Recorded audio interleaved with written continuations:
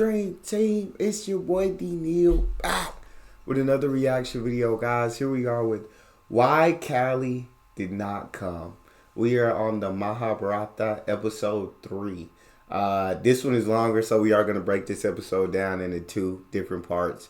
I don't want to give up on this series. I'm just not able to react to it every day because of different requests and different reactions. But here we are. Before we dive in, make sure you guys subscribe, ring the notification bell, give the video a thumbs up. Let's do it. Namaskaram, Sadhguru. I'm a little confused about this theory of yugas. Generally they say in the Kali Yuga, Kalki avatar happens, but will you please elaborate on this? Oh, the white flying horse, it did not come, is that what you're waiting for? I'm not waiting for it, but the Puranas or the scriptures say so. So I just wanted to know about it. The Kali, which means the age of darkness. In the cycle of the solar system, not in the cycle of the planet, in the cycle of the solar system, it does a cycle in 25,920 years. In this, if you divide it into half, there are 4 yugas and 4 yugas, totally 8 yugas. Only the Kali and the Sat are coming together, paired together, 2 Sat yugas, 2 Kali yugas. But the other 2 yugas, the Dwapar Yuga and Treta Yuga are separated by Kali and Sat yugas. Now this is… the yuga that we're talking about is significant because of the distance that we create between the solar system and the super sun around which it is going around. The further away that it goes, lesser the intelligence of the beings here. So Kali Yuga is a time when there is maximum distance. Because of this maximum distance, the human intellect is at its lowest. I do remember him talking about this in episode 2. So what he's saying is kind of going back over that, and so I understand so far because I remember when he was talking about this. And then, as it starts moving closer, human intelligence will begin to blossom. Actually, they go to the extent of saying that human ability to understand and use the electrical and magnetic forces in the human system will get better as it gets closer and get worse as it gets further away. Today you know, your intelligence is essentially how your neurons crackle in the brain. Yes? If you see a kind of a simulated image of the brain, you will see it's crackling around. Can we put this image? Do we have the brain image, Blue Brain project? Just put the Blue Brain thing on the Google search, it will come. So, you will see it's pulsating with crackling like electricity because how much electrical charge it can carry determines how well you can think, how clearly you can think. Okay. One thing that recently the physical scientists have come to, the yogic sciences have been saying this for a long time. The physical scientists have come to this, they are saying, looking at the physical laws that rule the solar system, they feel there is no room for further development of human brain. Why this is so is, if you increase the size of the neurons, it will become more capable, but it will take too much electricity. Right now as you sit here, 20% of the energy is being spent in your brain. 20% of the calories are right now being burnt in your brain, remaining 80% for such a big part of your body. 20% is spent only here in your brain, because brain is a high power-consuming part of your body. Suppose your brain became… That's wild. I ain't think using my brain burn calories, dog. Like, thinking Burns calories, like existing. Your brain is burning calories. Like, of course, I knew body was burning calories. I knew that heart racing. You know what I'm saying? Burning calories. But I didn't think my brain was up here burning nothing, dog. Thought it just, but I didn't know how the brain worked. I've never known how it worked. That's interesting. And so, human brain cannot develop any further because he said if the neurons get bigger, you'd be capable of more, but like the brain basically couldn't withstand it. That's very interesting.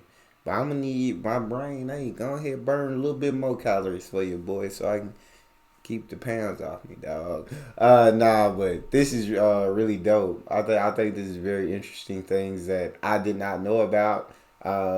And he said they were saying it back then. Now the scientists of today, physical scientists, just now saying what the yugas, is that what the yuga scientists been saying, or yogi scientists been saying way back when? Is a high power consuming part of your body. Suppose your brain became this big, you would need too much energy, you would need such a big stomach to accommodate that. I know some of you are trying, but it doesn't work that way. I really like him because he do know how to make jokes too, bro. He makes some good ones. That's another way it works. If you create such a big brain, you will not be able to supply power to it. If you increase the number of neurons, then you could still do better with the same amount of power. But if you increase the number of neurons, then the way it is packed right now, the clarity of signals will go away. This is the case with many hyperactive children. The number of neurons in their brain is higher than normal. They are brilliant, but scattered all over the place. They can't think straight. They're brilliant in spurts, but nothing comes out of it because there is no clarity. So if you increase the size, it doesn't work. If you increase the number, it doesn't work. So they're saying according to the physical laws, it is not possible for human brain to evolve further, but we can learn to use it better. Right now, the way we're using it is a very mediocre way. No, okay, this is okay. Isn't there that neuronal thing? See, that's an electric charge going. All right, that's fine. So increasing the size of the brain or increasing the number of neurons are not possible, so they're coming to this conclusion that human intelligence cannot be enhanced, but it can be better used. Right now, the way we are using it is very mediocre. If more sophistication comes to the way you use it, you can increase your brain power, they're saying approximately 3,000 times than the way it is right now. Yeah. 3,000 times. Yeah, I'm gonna need to know how to use it. So he said your brain can't really develop any more than it already is. But if you figure out how to use your brain correctly, you can be capable of doing more things, and it can operate at a power of 3,000 times than it is right now. So you just, not that it can develop more, but you just have to figure out how to use it. You know what I'm saying? That's really cool. Than the way it is right now. 3,000 times more intelligent than the way you are right now would be incredible, isn't it? Yes, that would be sensational. 3 times more would be fantastic. Yes. If I could get two. If I could so just get we can learn times. to use it better, but we cannot evolve this brain further because the physical laws don't permit it. The yogic sciences have said this long time ago, that human intelligence and human body cannot be developed further because we have reached… the physical laws have reached this limit, because the way the earth rotates around the sun and the way the moon cycles around the earth, all these things we have reached. Human body has reached that potential. It cannot go further. But at the same time, yogic sciences once again say but your ability to use it can be enhanced by doing variety of things. One of the things that we spoke about just now is brahmacharya. That is, you can generate that kind of energy in the system that if you had 10 brains, it could still power it. If you have 25 brains, it could still power it. You could sit here and power 1,000 brains which are sitting around you by generating the necessary energy, by raising the kundalini, by bringing your energies to full force. You can power 1,000 brains if you want. That much energy is there. So we said, there are sages who are referred to as people who had 1,000 hands, 10,000 hands. Why it is being said is, what 10,000 men could do, one man is doing. In many ways, modern technology just represents that, you know.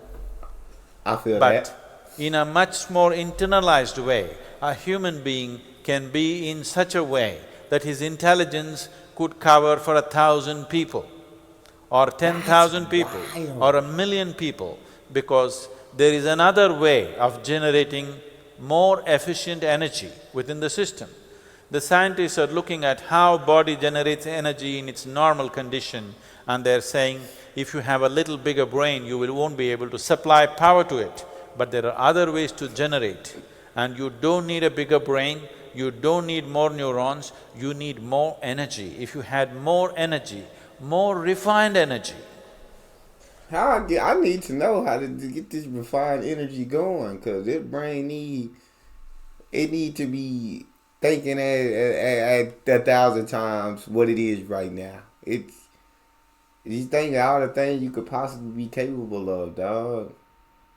Tell me the secret. How do I get that thing generating more? I need it, dog. Energy, if you had more energy, more refined energy, you would see, if you had to light this hall, there was a time you need 5,000 watt bulbs we were using. Today, you use 100 watt halide, it's on. Now, this hall is going to get… one of our meditators is sending it from United States to us. He manufactures the very powerful LED lamps. Dang. These bulbs are 12 volt, okay? 12 volt bulbs, they're going to light up the whole hall. This was unthinkable just 5 years ago. With 12 volt bulbs, you're going to light up such a big hall? We are going to do it. So with very little power, we are lighting up things, because the way we use the power and the refinement of how it happens enhances our ability to use it. What goes for a LED lamp definitely goes for the human body and human brain. So that's what yoga is constantly exploring. So Kalki is to come to end the age. To end the age of darkness, he's supposed to come. See, the nature of time is such, nobody need to begin it, nobody need to end it. It goes on anyway. Yeah, continuous. Nothing may happen to you in your life, but time will pass, isn't it? There's one thing you can be guaranteed of. Facts. In case you get some boon and become immortal, you may even become immortal, but you can't stop time from passing on, isn't it? So nobody has to begin an age and end an age. It is just that they said Kalki will come on a white horse, winged.